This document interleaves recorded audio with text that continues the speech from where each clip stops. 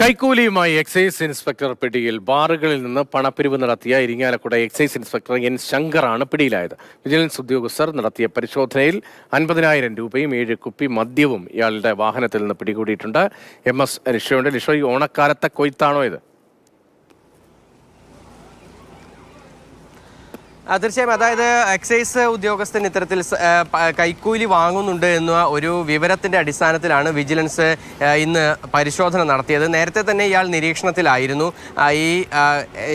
ഇയാളെക്കുറിച്ച് വിശദമായി നിരീക്ഷണം നടത്തുകയും ചെയ്തിട്ടുണ്ടായിരുന്നു. അങ്ങനെ നടത്തിയ നിരീക്ഷണത്തിലാണ് ഇത്തരത്തിൽ ഇയാൾ ബാറുകളിൽ നിന്ന് വീട്ടിലേക്ക് പോകുന്ന ദിവസം, അതിന് തൊട്ട് മുൻപത്തെ ദിവസം ബാറുകളിൽ നിന്നൊക്കെ തന്നെ കൈക്കൂലി വാങ്ങുകയും ആ കൈക്കൂലിയുമായി പിന്നീട് വീട്ടിലേക്ക് പോകുന്നു എന്നുള്ള ഒരു വിവരം കൃത്യമായി ലഭ്യമായത്.